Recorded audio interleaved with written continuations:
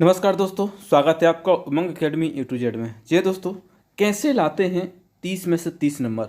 यदि आप बात करें शिक्षा शास्त्र की, बाल विकास की, तो बाल विकास में 30 में से 30 नंबर आ सकते हैं और बिल्कुल लाते हैं। बहुत सारे कैंडिडेट है, बहुत सारे लोगों को मैंने वीडियो भी देखे, यूट्यूब पर भी देखे हैं, मार्कशीट भी देखी है। तो कैसे लेके आते हैं 30 में से 30 नंबर, कैसे लेके आते हैं, आखिर क्या स्ट्रेटजी होती है। तो पहली बात जो होती है वो ये होती है कि उनका जो एटीट्यूड जो होता है वो उनका पॉजिटिव होता है। और दूसरी बात होती है उनके जो कमिटमेंट होती है वो क्या होती है, कमिटमेंट एकदम सिक्योर होती है कि उनको 4 घंटे या फिर 5 घंटे डेली स्टडी करना ही करना। ठीक, दो चीज़ें जो कंपलसरी होती है।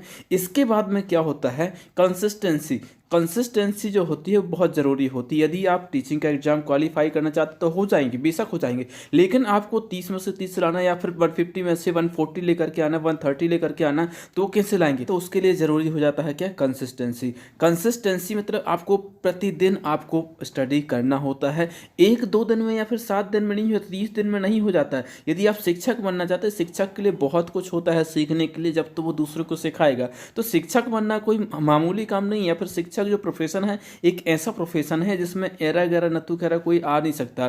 जो टीचिंग का जो एग्जाम है, जो टेट का एग्जाम होने लगा है, आप टेट मतलब जो टीचर एलिजिबिलिटी जो टेस्ट होने लगा, वो क्यों होने लगा, क्योंकि बहुत सारे जो स्टूडेंट होते हैं वो घर बैठे डीएड की बीएड की डिग्री मंगवा लेते हैं। उनको लगता है कि बस इसके बाद भी वो शिक्षक बन जाते। ऐसा नहीं होगा। इसीलिए सीटेट या फिर एमपीटेट जो टेट एग्जाम होने लगे हैं, एलिजिबिलिटी टेस्ट, टी में जो ई होता है, ई का मतलब होता है एलिजिबिलिटी। एलिजिबल है कौन व्यक्ति इसके लिए एलिजिबल है। यदि 20,000 फॉर्म डाले जाते हैं ना, 20,000 फॉर्म यदि डालते तो 20,000 में से मुश्किल से 2,000 कैंडिडेट हैं जो कि इसमें क्या क्या कर पाते हैं, क्वालिफाई कर पाते हैं। बाकी के क्वालिफाई नहीं कर पाते हैं। क्वालिफाइड वो नहीं कर पाते हैं जो कि जिन्होंने घर बैठ करके या फिर कभी कॉलेज नहीं देखा है, कभी उन्हें जीन पियाजे का नाम नहीं सुना है, शिक्षा शास्त्र का नाम नहीं सुना है, किस प्रकार से उनकी थ्योरी है ये कभी नहीं देखी, तो उनके नंबर क्या है, हमेशा कम आते हैं। और जो कैंडिडेट अच्छे से पढ़ते हैं, स्ट्रेटजी बना के पढ़ते हैं, उन्होंने पहले भी स्टडी किया है, सिर्फ रिविजन की जरूरत होती है, उनके 30 में से 30 नंबर आते हैं। कैसे आते हैं वो मैं आपको इस प्रैक्टिस सेट में बताऊँगा। इसके पहले मैं 11 प्रैक्टिस सेट मतलब ओल्ड क्वेश्चन पेपर जो है वो करवा चुका हूँ। वर्ग 2 के एमपीटेट का जो हुआ था एग्जाम 2019 में, उसकी मैं 11 प्रैक्टिस सेट दे चुका हूँ। ओल्ड क्वेश्चन पेपर है वो सॉल्व करवा चुका हूँ सीडीपी के। इसके बाद में ये है 12वें नंबर का क्वेश्चन पेपर है जो कि 24 फरवरी को हुआ था, फर्स्ट शिफ्ट का है, 9:30 AM का। यहाँ पर बगैर टाइम वेस्ट किए सबसे पहले आपको पहला क्वेश्चन पढ़ाता हूँ। Claustrophobia is a fear of enclosed place, it is a example of. Claustrophobia संलग्न स्थानों का एक डर है, इसका एक उदाहरण है। तो इसके लिए ज़रूरी हो जाता है, आपको ऑप्शन तो मिल जाएंगे, वैश्विक विकास में देरी, जुनूनी बाध्यकारी विकार, तनाव विकार, ऑटिज्म। तो इसके लिए क्या करना है आपको कि जब भी आपको कोई सा भी क्वेश्चन देखना है तो उसमें कुछ वर्ड ऐसे होते हैं जो कि हिंदी में अलग अलग प्रकार से पूछे जाते हैं और इंग्लिश में एक ही वर्ड होता है। तो जब भी आपको क्लस्ट्रोफोबिया वर्ड मिले, क्लस्ट्रोफोबिया फियर यदि आपको दिया हुआ हो ऑप्शन में, तो वहाँ पर एंजाइटी डिसऑर्डर कौन सा हो जाएगा, एंजाइटी डिसऑर्डर हो जाएगा, तनाव विकार इसको कहेंगे। ठीक है, तो तीसरा ऑप्शन इसका क्या हो जाएगा, सही हो जाएगा। तो इंग्लिश वर्ड आपको कुछ कुछ जो डिक्शनरी होती है उसके याद पर करने पड़ेंगे और ज़रूरी हो जाता है। उससे आपकी जो हिंदी है, हिंदी में एक शब्द के 2-3 प्रकार से उच्चारित किया जाता है, 2-3 प्रकार से लिख दिया जाता है, लेकिन इंग्लिश में एक वर्ड जो डिक्शनरी वर्ड होता है वो एक निश्चित होता है। इसीलिए ज़रूरी हो जाता है कि इंग्लिश का आप वर्ड याद रखिए। ठीक है, नेक्स्ट क्वेश्चन है स्वानुभाविक शोध प्रणाली में बच्चे समाधान तक पहुंचने के लिए किसी भी प्रकार के संभावित नियम अथवा विचार की सहायता ले सकते हैं। इस नियम को क्या कहा जा सकता है, अनुभव सिद्ध नियम या फिर रूल ऑफ थंब, विभेदित नियम, अनुकरण नियम या फिर संज्ञानात्मक नियम। तो इसको क्या कहा जा सकता है, पहला rule of thumb. Rule of thumb अनुभव सिद्ध, मतलब जैसा अनुभव होगा और अनुभव के हिसाब से जो भी सिद्ध होगा वही इसका नियम है, अनुभव सिद्ध नियम कहा जा सकता है। ठीक है, अनुकरण में तो जो भी दिखेगा वही करेंगे। नेक्स्ट क्वेश्चन, तीसरा क्वेश्चन देखिए, निम्नलिखित में से कौन सा वैज्ञानिक प्रणाली का चरण नहीं है। वैज्ञानिक प्रणाली का जो चरण नहीं है, साइंटिफिक मेथड जो नहीं है वो कौन सी है। इसमें आसानी से आपका तब एक्सपेरिमेंट होता है, प्रेडिक्शन होता है, ऑब्जर्वेशन भी होता है। जो होता नहीं है वो क्या है, इंटरव्यू। इंटरव्यू जो है वो एक साइंटिफिक मेथड नहीं। इंटरव्यू में इंटरव्यूअर जो होता है, इंटरव्यूअर से किसी भी प्रकार से क्वेश्चन पूछ सकता है, उसने पर्सनली भी क्वेश्चन पूछ सकता है, सामाजिक पूछ सकता है, धार्मिक पूछ सकता है, उसके सिलेबस से हट के भी पूछ सकता है। तो ये क्या है, साइंटिफिक मेथड नहीं है। कौन सा, साक्षात्कार। नेक्स्ट क्वेश्चन है, चौथा क्वेश्चन बहुत अच्छा क्वेश्चन बन जाना चाहिए। जीन प्याजे के अनुसार खालिस्तान के दौरान बच्चे में अमूर्त तर्क और तर्क कौशल विकसित होते हैं। अब इसके लिए जरूरी होता है एब्स्ट्रैक्ट, कौन सा, चाइल्ड डेवलपमेंट में abstract logic and reasoning skill. तो एब्स्ट्रैक्ट आपको पता होगा कहाँ पर होता है, एब्स्ट्रैक्ट मतलब होता है अमूर्त है। तो अमूर्त में इसमें क्या है, पहला कौन सा, मूल संक्रियात्मक अवस्था, दूसरा औपचारिक संक्रियात्मक अवस्था, और तीसरा है पूर्व संक्रियात्मक अवस्था, चौथा है संवेदी प्रेरक या फिर सेंसरी मोटर अवस्था। तो फॉर्मल ऑपरेशन स्टेज जो है इसका सही जवाब है। फॉर्मल ऑपरेशन स्टेज जो होती है वो एब्स्ट्रैक्ट लॉजिकल होती है और वहाँ पर रीजनिंग स्किल डेवलप हो जाती है। तो इसका दूसरा ऑप्शन सही हो जाएगा। नेक्स्ट क्वेश्चन देखें, नेक्स्ट क्वेश्चन क्या है। नेक्स्ट क्वेश्चन दिया हुआ है, एक स्वनिर्देशित अधिगम प्रक्रिया व्यक्तिगत, सामूहिक और संगठनात्मक अधिगम और विकास की सुविधा हेतु निस्संदेह सबसे शक्तिशाली मॉडल है। इसका मतलब है कि अधिगम करता क्या है, अधिगम करता अधिगम की जिम्मेदारी लेता है और लक्ष्योन्मुखी बनता है, दूसरों के साथ प्रतिस्पर्धा करता है, अच्छा परिणाम प्राप्त करता है, अधिगम का आनंद लेता है। तो इसका मतलब है जो अधिगम करता है, अधिगम की जिम्मेदारी लेता है और लक्ष्योन्मुखी बनता है, मतलब लक्ष्य की ओर चलता है। इसका सही जवाब हो जाएगा पहला। गला थोड़ा सा खराब इसलिए बहुत ज़्यादा नहीं चलाऊंगा, सब धीरे धीरे आपको जो भी क्वेश्चन है वो सॉल्व करना सिखाऊंगा, किस प्रकार से आपको हल करना है। नेक्स्ट क्वेश्चन है, छठवां क्वेश्चन, मनोवैज्ञानिक विकास के किस चरण में बच्चे को शर्म और संदेह महसूस होता है। तो शर्म और संदेह, शर्म तो चलो ठीक है किसी भी उम्र में हो सकता है, लेकिन संदेह कब होगा, प्री स्कूल, किशोरावस्था, स्कूल आयु या फिर शुरुआती बाल्यकाल में। तो उसको कब ये होता है, संदेह होता है, किसी भी चीज़ का संदेह कब होता है, जब उस चीज़ के बारे में उसने समझा ना हो, पढ़ा ना हो, जानकारी ना ली हो, किसी ने उसको ना बताया हो। तो वो कब होता है, प्री स्कूल। प्री स्कूल एक ऐसी एज है जहाँ पर बच्चे को शर्म भी महसूस होती है और किसी न किसी बात पर संदेह बना रहता है। तो इसका सही जवाब हो जाएगा पहला। नेक्स्ट क्वेश्चन है, सातवां क्वेश्चन दिया है, क्या दिया है, उचित यौन शिक्षा खालिस्तान अवस्था पर प्रदान की जानी चाहिए। ये तो क्वेश्चन आपसे बनना ही चाहिए क्योंकि ये क्वेश्चन इस प्रकार से पूछे जाते हैं। तो प्रॉपर सेक्स एजुकेशन जो शुड बी रेंडर्ड कब होना चाहिए, वो है किशोरावस्था, एडोलसेंस जिसको बोला जाता है। जैसे कि किशोरावस्था से, जैसे कि आपको पता होगा, जैसे ही किशोरावस्था होती है वहाँ पर चाहे लड़की हो या फिर लड़के होंगे, सभी के क्या है, उनके जो बाकी के सभी अंग होते हैं वो अधिक विकसित हो जाते हैं। वो उनमें एक कामुकता जागृत हो जाती है एक दूसरे के प्रति। यदि पुरुष है तो वो लड़की के प्रति आकर्षक हो, लड़की जो है वो पुरुष के प्रति आकर्षित होती है। तो वहाँ पर कब कब होता है ऐसा, एडोलसेंट अवस्था में, किशोर अवस्था में होता है। तो इसका सही जवाब कुछ हो जाएगा दूसरा हो जाएगा सातवें का। नेक्स्ट क्वेश्चन है आठवां क्वेश्चन, इसको याद करने के लिए मैं आपको ट्रिक बता दूंगा। महत्वपूर्ण अवधि की परिकल्पना खालिस्तान के द्वारा प्रस्तावित की गई है। महत्वपूर्ण अवधि की जो परिकल्पना है वो किसके द्वारा प्रतिपादित की गई है, हेलेन केलर के द्वारा, नॉन चॉम्स्की के द्वारा, ब्लूम फीड्स के द्वारा या फिर एरिक लेनबर्ग के द्वारा। तो किसके द्वारा प्रतिपादित की गई है या फिर किसके द्वारा प्रस्तावित की गई है, महत्वपूर्ण अवधि की परिकल्पना, महत्वपूर्ण, एरिक लेनबर्ग क्या है, एरिक लेनबर्ग इसका सही जवाब हो जाएगा। कौन सा, एरिक लेनबर्ग इसका क्या हो जाएगा, सही जवाब हो जाएगा। कैसे हो जाएगा, एरिक लेनबर्ग, कैसे याद करना है इसको, एरिक, महत्वपूर्ण अवधि की परिकल्पना, महत्वपूर्ण ये वर्ड आपको यहाँ रखना है, महत्वपूर्ण, ठीक है।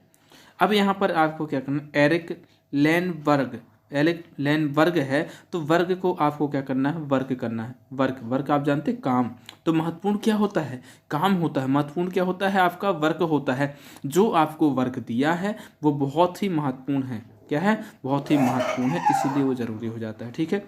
तो कौन सा परिकल्पना, हाइपोथेसिस क्रिटिकल पीरियड जो है एरिक लेनबर्ग की क्या है, प्रस्तावित किया गया है, इनके द्वारा प्रस्तावित किया गया है। नेक्स्ट क्वेश्चन है 9वां क्वेश्चन दिया हुआ है, बुद्धि लब्धि IQ की अवधारणा का श्रेय किसे दिया जाता है। बुद्धि लब्धि IQ की अवधारणा का श्रेय किसे दिया जाता है, गलत जवाब हो गया आपका। अल्फ्रेड बिने को नहीं दिया जाता है। अल्फ्रेड बिने ने सबसे पहले बुद्धि लब्धि का सूत्र दिया था, बुद्धि लब्धि का सूत्र दिया था, लेकिन इसकी जो अवधारणा विकसित की थी वो किसने, विलियम स्टर्न ने। किसने, विलियम स्टर्न ने विकसित की थी, इसलिए अवधारणाओं का श्रेय जो दिया जाता है विलियम स्टर्न को दिया जाता है। तो इसको याद रखने के लिए क्या करना होगा, तो जब भी आपकी बुद्धि है, जैसे ही बुद्धि आपकी जो है वो कहाँ होती है, माइंड में। जब आपका माइंड स्टार्ट होगा, क्या होगा, माइंड जो है वो क्या हो जाएगा, स्टार्ट होगा। क्या हो जाएगा, माइंड स्टार्ट होगा। स्टार्ट से आपको कोरिलेट करना है, stern stern stern stern start stern start stern start stern start, आपको ऐसे कोरिलेट कर लेना है शब्द को, कि बुद्धि क्या होगी, जब आप कब चलेगी, जब आपका माइंड क्या होगा, स्टार्ट होगा, तभी तो बुद्धि चलेगी, तभी तो उसकी अवधारणा आपकी जो है क्लियर होगी। उसके बाद में सूत्र तो बाद में होगा, लेकिन पहले नंबर उसकी अवधारणा विकसित होगी, अवधारणा की जो है समझ होगी। वो कब होगी, जब आपका माइंड क्या होगा, स्टार्ट होगा, यानी कि विलियम स्टर्न। इसको याद रखिए, इस प्रकार से चौथा इसका सही जवाब हो जाएगा। नेक्स्ट क्वेश्चन है 10वां क्वेश्चन दिया है, क्या क्वेश्चन दिया है, पियाजे के अनुसार बौद्धिक विकास दुनिया के अनुकूलन के माध्यम से होता है, यह किसके माध्यम से होता है। बौद्धिक विकास दुनिया के अनुकूलन के माध्यम से होता है, यह किसके माध्यम से होता है, अवशोषण और समंजन, या फिर संप्राप्ति और स्वतः संबंधन, आत्मसात्करण और समंजन, या आत्मसात्करण और पर्यानुकूलन। तो इसके लिए आपको याद करना है इंग्लिश का word, assimilation and accommodation. Assimilation and accommodation इसका सही जवाब हो जाएगा। समंजन को आप इसमें जैसे समंजन नहीं लिखा होता, एकोमोडेशन लिखा होता। एकोमोडेशन आपको पता होता वर्ड कि एकोमोडेशन होता है। आत्मसात्करण को एसिमिलेशन कहते हैं, ठीक है। तो इसका सही जवाब कौन सा हो जाएगा, तीसरा हो जाएगा। नेक्स्ट क्वेश्चन है 11वां क्वेश्चन दिया है, क्या दिया है क्वेश्चन 11वां जो क्वेश्चन दिया है वो अल्बर्ट बंडूरा का जो सिद्धांत है उस पर आधारित है।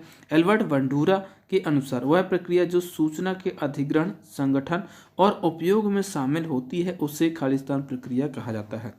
क्या कहा जाता है, कॉग्निटिव, अफेक्टिव, सेल्फ रेगुलेशन, या फिर मोटिवेशन। तो क्या होता है, अधिग्रहण भी होता है, संगठन भी होता है और उपयोग भी होता है।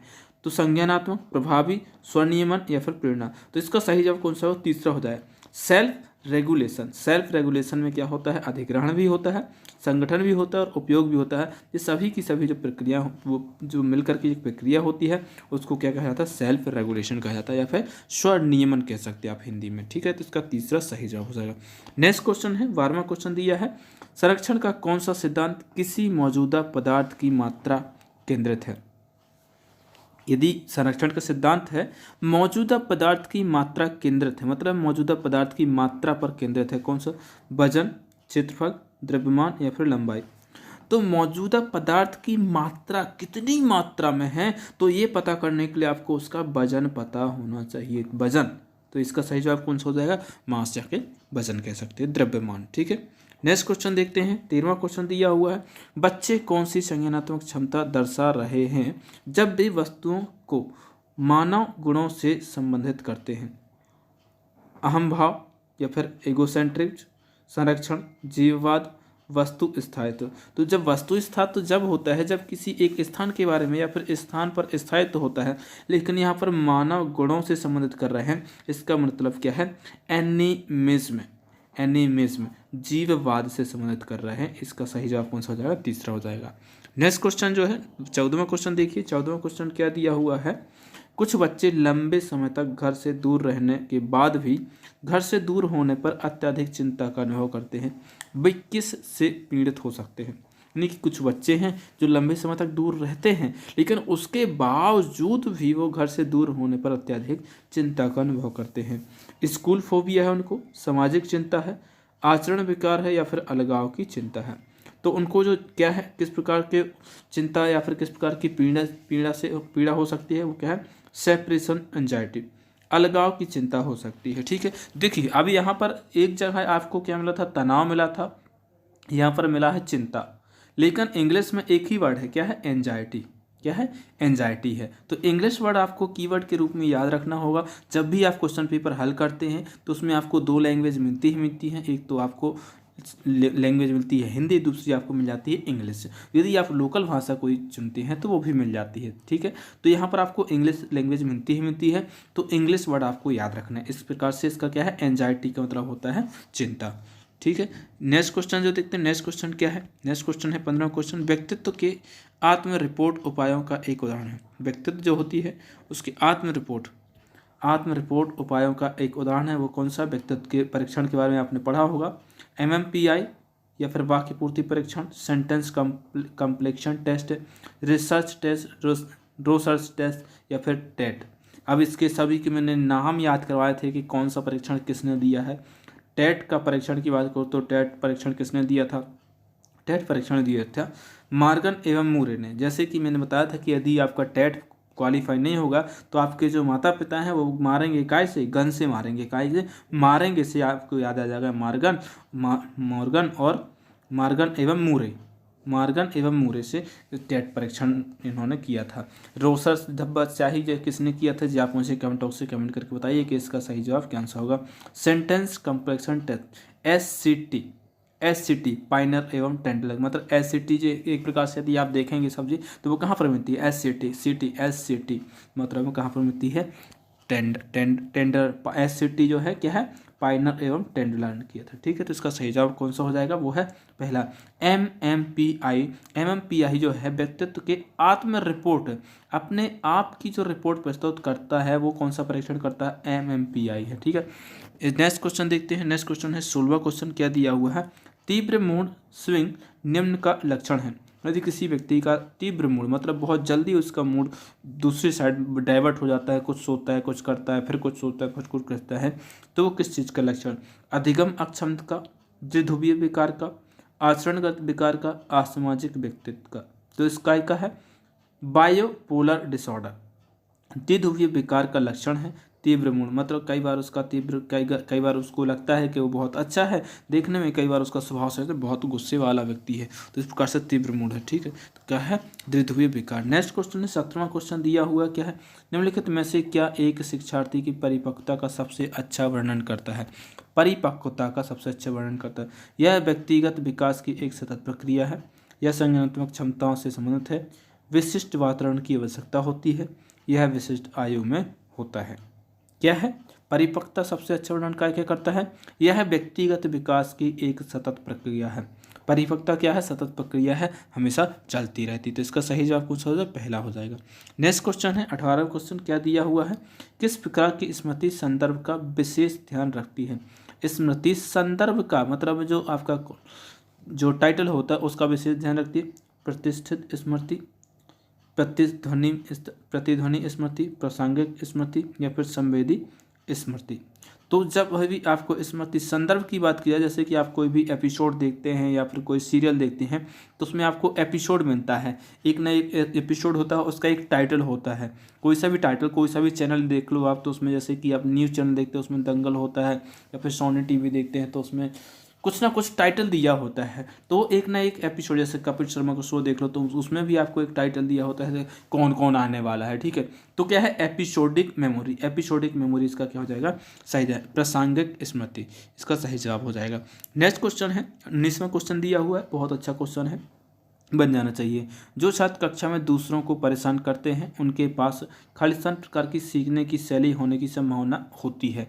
तो ये ना बिल्कुल बेसिक सा सवाल है, यदि आपने पहले की वीडियो देखे होंगे तो बिल्कुल आसानी से इसको आप कर पाएंगे। गति संवेदी या फिर स्पर्शनीय या फिर श्रवण या फिर दृश्य। तो क्या है, काइनेस्थेटिक, मतलब गति संवेदी जो है वो ज़्यादा उसको सीखने की उसके पास शैली रहेगी, या फिर सीखने की शैली होने की संभावना सबसे अधिक कौन सी है, गति संवेदी, यानी कि खेल कूद की उसमें ज़्यादा क्षमता हो सकती है। नेक्स्ट क्वेश्चन है 20वां क्वेश्चन दिया हुआ, क्या क्वेश्चन दिया हुआ है, किसने स्मृति पर एक प्रयोग किया जिसमें बकवास शब्द शामिल है। बकवास क्या है, बकवास शब्द शामिल है, किसने किया, एबेन घास ने, एड किशन ने, पोसनर ने या फिर कार्ल किन्स ने। तो बकवास शब्द आपको याद रखना है। तो कैसे क्या है, इसके लिए आपको थोड़ा सा वर्ड को कोरिलेट करना है कि जब भी आपको बकवास शब्द मिल जाए, क्या है बकवास शब्द की बात की जाए, बकवास शब्द यदि दिया है, किसने प्रयोग किया है, तो एबेन घास, एबेन घास, एबेन घास, एबेन घास, ये कौन सी एबेन घास आ गई जो चुभती है, कौन सी एबेन घास, एबेन घास नहीं होना चाहिए, अच्छी वाली घास होनी चाहिए। कैसी घास होनी चाहिए, अच्छी वाली घास। यदि एबेन घास वो होगी तो वो क्या है, बकवास है, बेफालतू की, कैसी है, बकवास है। एबेन घास जो क्या है, बकवास है, क्या है, बकवास है। तो बकवास शब्द जो प्रयोग किया है एबेन घास ने प्रयोग किया था। इस प्रकार से आपको बिल्कुल याद हो जाएगा। ये शब्द यदि दोबारा पूछा जाएगा बकवास तो आपको याद रहेगा एबेन घास। एबेन घास कैसा, बकवास है। एबेन घास मतलब, एबेन का मतलब क्या होता है, जो मतलब उपद्रव करता हो, दूसरे को परेशान करता हो, मतलब अच्छा नहीं करता, बुरा ही करता है। तो एबेन घास मतलब ऐब करता है वो पूरे के पूरे, ठीक है। बुंदेलखंडी भाषा में तो ऐब करते हैं, मतलब में कुछ गलत ही करते हो, किसी का नुकसान कर देते हो, उससे फायदा उसको भी नहीं होता जो मतलब में ऐब करता है, लेकिन क्या है वो नुकसान कर देता है। तो इसका सही जवाब पहला हो जाएगा, एबेन घास है मतलब में बकवास शब्द की सबसे पहले उसका प्रयोग किया था, या फिर स्मृति में प्रयोग में किया गया था। नेक्स्ट क्वेश्चन है 21वां क्वेश्चन, देखिए क्या दिया हुआ, निकटस्थ विकास के क्षेत्र की अवधारणा का प्रस्ताव किसने कर रखा था, ठीक है। Abraham Maslow, Lev Vygotsky, Carl Roger, Albert Bandura. तो इसका सही जवाब देने से पहले मैं आपको बताता हूँ, निकटस्थ, निकटस्थ, निकटस्थ का मतलब होता है जब एक विकास जो होता है सबसे नज़दीक, मान लो जी आपका शरीर की रीढ़ की हड्डी है, इसके बाद में इसके जैसे ही दूर जाएंगे इसके विकास होता जाएगा। सबसे पहले इधर का विकास होगा, इधर का विकास होगा, इधर का विकास होगा, फिर इधर का, फिर इधर का, मतलब निकट से दूर की ओर विकास होगा। तो इसका जो है अवधारणा प्रस्तावित किसने की थी, वो है लेव वाइगोत्स्की। लेव वाइगोत्स्की जो है इन्होंने इसकी अवधारणा सबसे पहले विकसित की थी। नेक्स्ट क्वेश्चन है, बहुत अच्छा क्वेश्चन है। इस प्रकार के क्वेश्चन जो है जिस कैंडिडेट से बनते हैं वही जो कैंडिडेट होते हैं वो 30 में से 30 नंबर लेकर के आते हैं। देखिए कैसे बनता है आपसे, रीढ़ की हड्डी हृदय से पूर्व विकसित होती है, यह निम्न प्रवृत्ति के संचालन के कारण होता है। जो रीढ़ की हड्डी होती है वो हृदय से पूर्व विकसित होती है। क्यों होती है ऐसा, कौन से विकास के कारण होती है, तो इसके लिए आपको इंग्लिश वर्ड याद करना पड़ेगा। वैसे हिंदी में देख सकते, सामान्य से विशिष्ट तक, सेफेलोकार्डल, या फिर प्रोक्सिमास्टल, या फिर भाग से संपूर्ण तक, पार्ट टू होल। इसके लिए आपको ये दो वर्ड सेफेलोकार्डल और प्रोक्सिमोडिस्टल, ये दो वर्ड याद रखना। सेफेलोकार्डल का मतलब होता है ऊपर से नीचे की, यानी कि सबसे पहले ऊपर का विकास होगा उसके बाद में नीचे का विकास होगा, मतलब ऊपर से नीचे की ओर। ये कौन सा होता है, सेफेलोकार्डल होता है। प्रॉक्सिमल डिस्टल, डिस्टल मतलब डिस्टेंस का मतलब क्या होता है, डिस्टेंस का मतलब क्या होता है, दूरी होती है। दूरी हमेशा इस प्रकार से नापी जाती है, इस प्रकार से नापी जाती है। ऊंचाई तो इस प्रकार से, लेकिन दूरी कैसी होती है, इस प्रकार से नापी जाती है, इधर से लेकर के इधर तक जो क्या है दूरी नापी जाती है, दूरी इसी प्रकार से नापी जाती है। तो ये दो वर्ड आपको मिलेंगे।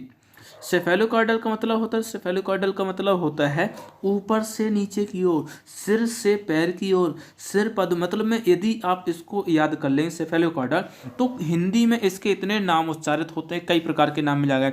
सिर पाद मुखी, मतलब सिर से पैर की ओर, या फिर सिर उत्तोन्मुखी, मतलब मुझे खुद ही वर्ड याद नहीं है, इतने वर्ड आते हैं कि मुझे याद नहीं आते कितने सारे वर्ड आते हैं, इसलिए मैंने सिर्फ इसको एक वर्ड याद कर लिया, सेफेलोकार्डल। सेफेलोकार्डल का मतलब होता है सी जो होता है सबसे पहले ऊपर, यदि ब्रांड बनाना है आपको, पूरा ब्रांड बनाना है, यदि आपको टकला बनाना है अपना खुद का, तो सबसे पहले एक सी बना दो, इसके बाद दूसरा सी बना दो। इस प्रकार से मैंने दो सी मिला करके, एक सी जे है और एक सी जे है, इन दोनों को मिला करके मैंने ये अपनी टकली बना दी, इसमें ये दो ठैया आँख बना दी और एक क्या है मुंह बना दिया, तो सेफेलोकार्डल। इस प्रकार से मैंने इसको, इसके बाद में कान भी लगाए तो भी क्या है सी आ रहा है उसमें, ठीक है। तो ऐसे मैंने कोरिलेट करके ये वर्ड याद कर लिया कि जब सेफेलोकार्डल होगा यानी कि वो विकास जो सिर से पैर की ओर होता है वो सेफेलोकार्डल होता है। और प्रॉक्सिमल डिस्टेंस मतलब दूरी होती है इस साइड से इस साइड की ओर, इस साइड से इस साइड की ओर, मतलब लेफ्ट से राइट, राइट से लेफ्ट। ये क्या होती है प्रॉक्सिडिस्टल, मतलब जब आपसे सेंटर से क्या हो, केंद्र से दूर की ओर, केंद्र से बाहरी और भागों की ओर, या फिर केंद्र से विकेंद्रीकरण की ओर, और तो इस प्रकार से शब्द आपको बहुत सारे शब्द मिलेंगे विकास की दृष्टि में, तो इस प्रकार से आपको कन्फ्यूजन नहीं होता है आपको इसमें। अब इसमें आप देखो, रीढ़ की हड्डी हृदय से पूर्व विकसित होती है। ऐसा क्यों होता है? क्योंकि वो जो विकास होता है वो कौन सा होता है? वो होता है प्रॉक्सिमल डिस्टेंस, यानी कि सबसे पहले रीढ़ की हड्डी क्या है? बिल्कुल सेंटर में है, इसके बाद में साइड का विकास होगा। आपने देखा होगा और सुना भी होगा कि रीढ़ की हड्डी के बाद में यदि आप देखेंगे जो हार्ट है, जो हृदय है, वो थोड़ा सा लेफ्ट साइड है। किस साइड है? थोड़ा सा लेफ्ट साइड है। इसलिए क्या है, वो उसका विकास बाद में होता है, क्योंकि वो बिल्कुल सेंटर में नहीं है। ठीक है, तो सेंटर से साइड वाले यदि आपने देखा होगा, तो सबसे पहले यदि व्यक्ति है, कोई बालक है, तो सबसे पहले क्या अपने हाथ हिलाना शुरू कर देता है, लेकिन उंगलियों को चलाना नहीं सीखता है। क्यों? क्योंकि उंगलियां जो है वो सेंटर, आपका जो सेंटर है रीढ़ की हड्डी, उससे बहुत ज़्यादा दूर है। तो सबसे पहले वो क्या करता है? पैर को और हाथ को चलाना सीखता है, उसके बाद में उसके घुटनों के बल चलना सीखता है, उसके बाद पंजों के बल चलना सीखता है, उसके बाद फिर वो उंगलियों के बल चलना सीख जाता है या फिर उंगलियों से चल सकता है। उसी प्रकार से हाथ में सबसे पहले वो अपने हाथ को हिलाएगा, पूरे हाथ को हिलाएगा, उसके बाद में उसके क्या है, कंधे मूव करें, उसके बाद में घुटने, टोहनी है जो मूव करी, इसके बाद कलाई मूव करी, इसके बाद में फिर कभी वो क्या है, अपने हाथों का उपयोग करना सीखता है। और इसी प्रकार से यदि आपसे क्वेश्चन पूछा जाए, एक क्वेश्चन मैं आपको देता हूँ, इसका आप कमेंट बॉक्स से कमेंट कीजिए। और इसके पहले एक क्वेश्चन पेपर मैंने डाला था, ओल्ड क्वेश्चन पेपर, उसमें आशीष त्यागी जी थे। आशीष त्यागी जो थे उन्होंने सही जवाब दिया था। मैंने पूछा था चौमस्की के अनुसार भाषा किस प्रकार की जन्मजात है या फिर अर्जित है, तो उन्होंने बताया था उसका सही जवाब। उसका कमेंट जो है उनका मैंने पिन कर दिया था, इसलिए बहुत बहुत धन्यवाद आपका आशीष जी। इसी प्रकार से वीडियो देखते रहिए, चैनल को सब्सक्राइब नहीं सब्सक्राइब कर लें, तो साथ ही साथ में बेल आइकन को प्रेस कर लें, ताकि जैसी वीडियो डलेगा उसका नोटिफिकेशन आपको मिल जाए। इसका सही जवाब कौन सा है? तीसरा है। नेक्स्ट क्वेश्चन देखते हैं। नेक्स्ट क्वेश्चन है 23वां क्वेश्चन दिया हुआ है। क्या है क्वेश्चन? निम्नलिखित द्वितीयक पुनर्वलन का एक उदाहरण है। द्वितीयक पुनर्वलन, आइसक्रीम, पोशाक, धन, रस। तो द्वितीयक पुनर्वलन का उदाहरण वो है क्या है? धन। आप देखेंगे आइसक्रीम आप खाते, पोशाक आप पहनते हैं, रस आप पीते हैं, जूस पीते हैं, लेकिन धन का क्या करते हैं? धन से ये सभी चीज़ें खरीदी जाती हैं। प्राथमिक पुनर्वलन का उदाहरण मतलब वो होता है जो आप स्वयं उपयोग करते हैं, और द्वितीयक पुनर्वलन का उदाहरण वो है जिसके जरिए आप प्राथमिक चीज़ें खरीदते हैं। तो धन के माध्यम से ये सभी चीज़ें खरीदी जा सकती हैं, तो धन जो है वो तृतीयक पुनर्वलन का उदाहरण माना गया है। नेक्स्ट क्वेश्चन है 24वां क्वेश्चन दिया है। समानता, कुछ समायोजित बच्चे यहाँ देखे जा सकते हैं बिखरे परिवार में, ग्रामीण क्षेत्रों में इनमें से कोई नहीं, गरीब परिवार में। तो कहाँ पर देखे जाते हैं? Broken family. जिस परिवार में लड़ाई झगड़े होते हैं, बिखरे होते परिवार, वहाँ पर क्या होते हैं? कुछ समायोजित बच्चे देखे जा सकते हैं। नेक्स्ट क्वेश्चन है, बहुत अच्छा क्वेश्चन है। क्या है क्वेश्चन?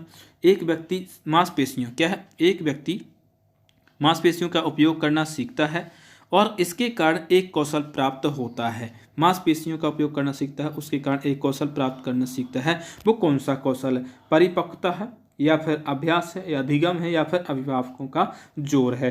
तो अभ्यास तो वो कर रहा है, लेकिन उससे प्राप्त क्या होगा? वो होगा उसको मैचुरेशन, मतलब है परिपक्वता उसको प्राप्त होगी। बहुत बार वो काम करेगा, कोई सा भी प्रैक्टिस करेगा, अभ्यास करेगा, एक्सरसाइज करेगा, तो उससे उसको क्या है? परिपक्वता प्राप्त होगी। नेक्स्ट क्वेश्चन है 26वां क्वेश्चन दिया हुआ है। 26वां क्वेश्चन क्या है? भाषा के उद्गमन के दौरान शब्द जाल या जार्गन अवधि इस दौरान होती है। बहुत ज़्यादा क्वेश्चन पूछा गया है, जो शब्द जाल या फिर जार्गन शब्द बहुत ज़्यादा आता है, जार्गन। ठीक है, तो जॉर्गन पीरियड आपको यहाँ पर याद रखना है। कब होती है? 9 महीने से 1 वर्ष तक, जन्म से 3 महीने तक, 3 से 6 महीने तक, या फिर 6 से 9 महीने तक। तो सही जवाब कौन सा? 6 to 9 मंथ, इसका सही जवाब हो जाएगा चौथा। नेक्स्ट क्वेश्चन देखते हैं। 27वां क्वेश्चन दिया हुआ है। क्या है क्वेश्चन?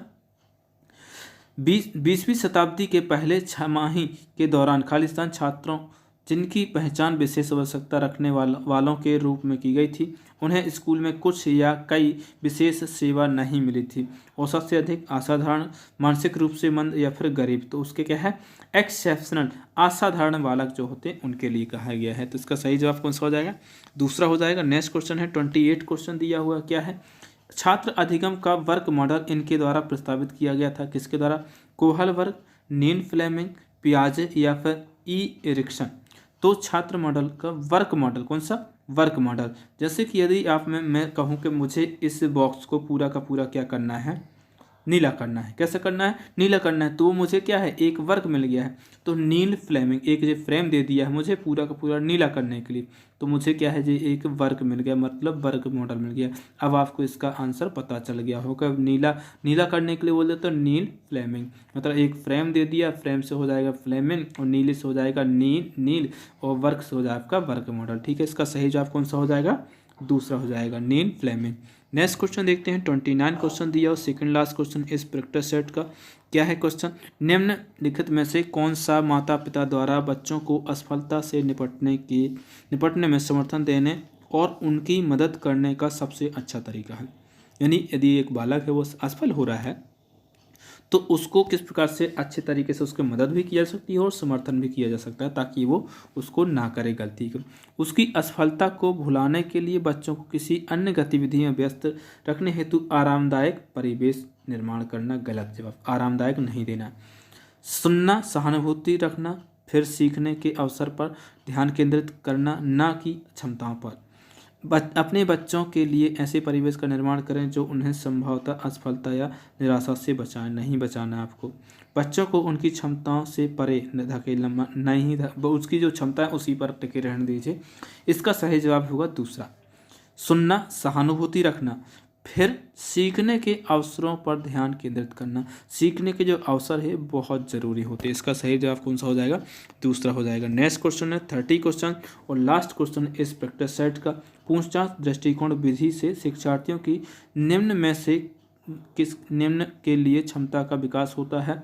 एक शिक्षक के अनुभव का उपयोग करना, कम समय में अधिक जानकारी को आत्मसात करना, प्रयोग करना, या फिर मौखिक अधिगम को उच्चतम सीमा तक बढ़ाना। इसका सही जवाब क्या होगा? कमेंट बॉक्स से कमेंट कीजिए, और जिस भी कैंडिडेट का सही जवाब होगा उसका कमेंट में पिन कर दूंगा, तो वीडियो के सबसे पहले उसका कमेंट शो होगा।